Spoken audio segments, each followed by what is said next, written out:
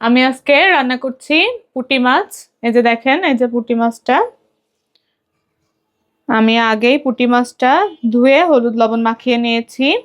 আমি পুঁটি মাছে দিব আজকে আলুটাও আগে কেটে রেখেছি।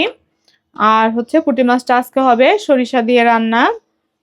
আমি এখন আগে পুঁটি মাছটা ভাজি বসিয়ে তারপরে হচ্ছে সরিষাটা বেটে নেব। সরিষা আগে বেটে রাখতে হয় না, বাটলে একটু তেতো হয়ে যেতে পারে। একদম ছোট ছোট পুঁটি, বেশি বড় না। এটাই আমি আজকে সরিষা দিয়ে আর আলু দিয়ে রান্না করব।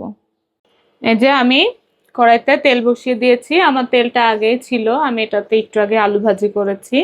আমি এই তেলের ভিতরেই মাছটা ভাজি করব।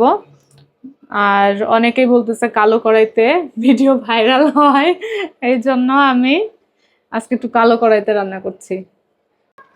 আসলে আমি মজা করে বলেছি, আমার এটার ভিতর তেল ছিল তাই আমি এই কড়াইতেই রান্না করছি। তেলটা গরম হলে আমি মাছটা দিয়ে দিব। এই যে আমার তেলটা গরম হয়ে গেছে, আমি এখন আস্তে আস্তে মাছগুলো দিয়ে দিব।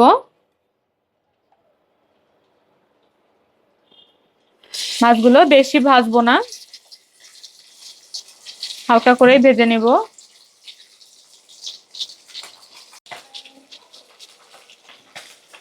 মাছটা ভাজা হতে হতে আমি মাছের জন্য সরিষাটা বেটে নিব। মাছটা বেশি হবে না ভাজা, বেশি ভাজলে একদম চিপসের মতো হয়ে যাবে। এটা একদম কড়কড়া ভাজা দিলে অনেক মজা হয়। এটা ভাজা হতে হতে আসেন আমরা মশলাটা করে নিই। আমি 4-5টা মরিচ নিয়ে নিয়েছি। মরিচ আর সরিষাটা একসঙ্গে বাটছি। আর নিচ্ছি সাদা সরিষা, বেশি না, একটু পরিমাণ মতো নিলেই হবে। আর নিচ্ছি কালো সরিষা।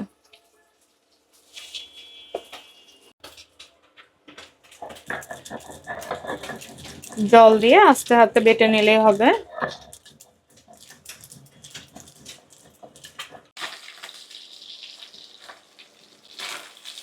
এই যে আমার মাছগুলো ভাজা হয়ে গেছে, হালকাই ভাজতে হবে। তারপরে একটু মনে হচ্ছে বেশি হয়ে গেছে, সমস্যা নেই। আমি এখন এগুলো তুলে নিচ্ছি।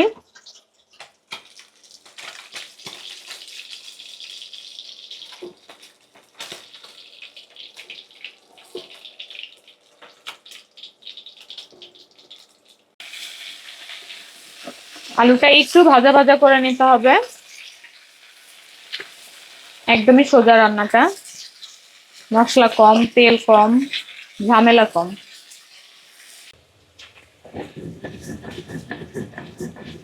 যে আমার সরিষার মরিচটা বাটা শেষ, আমি এখন এটা তুলে নিব।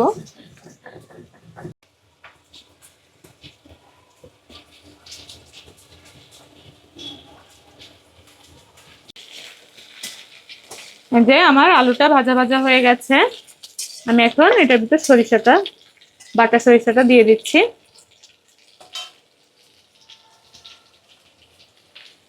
এই যে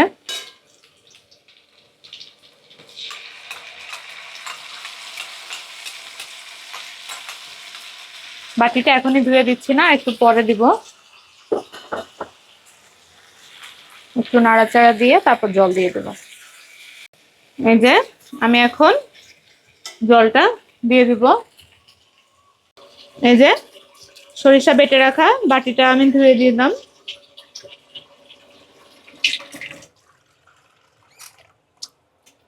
বেশি না, যেহেতু আলুটাও ভেজে নিয়েছি আর পুঁটি মাছ বেশি জল লাগে না।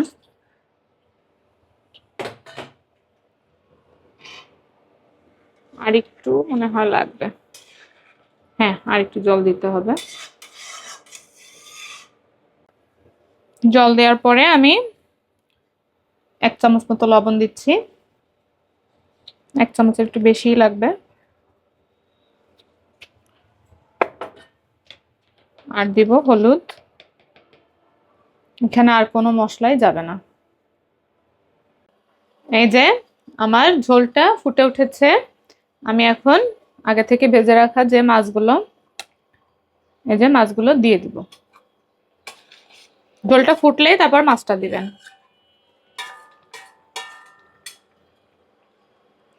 আর বেশিক্ষণ না, অল্প একটু সময় রান্না করলেই হয়ে যাবে। মাছ দেওয়ার পর বেশিক্ষণ রাখলে আবার মাছটা ভেঙে যায়।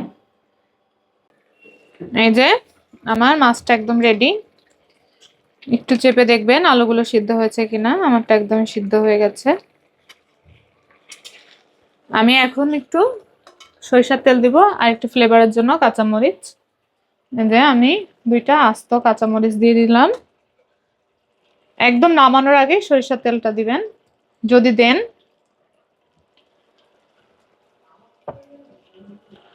এই যে আমার একদম রেডি।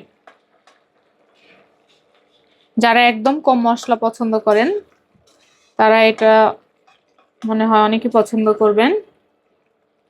অল্প তেল মশলা। আমি এখন এটা নামিয়ে নিব।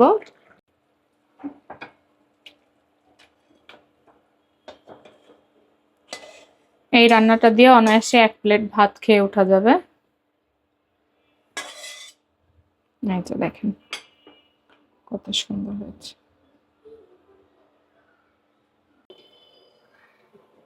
এই যে আমার সরিষা দিয়ে পুঁটি মাছের ঝোল রেডি। অনেকই মজা হয়েছে এটা। আর এভাবে রান্না করলে এমনিতেই ভালো লাগে। আর যারা কম মশলা পছন্দ করেন তাদের জন্য অনেক আর পুঁটি মাছটা তো অনেক উপকারী আপনি যেভাবে রান্না করেন। এই ছোট পুঁটি অনেক মজা। সবাই চেষ্টা করে দেখবেন। বাই।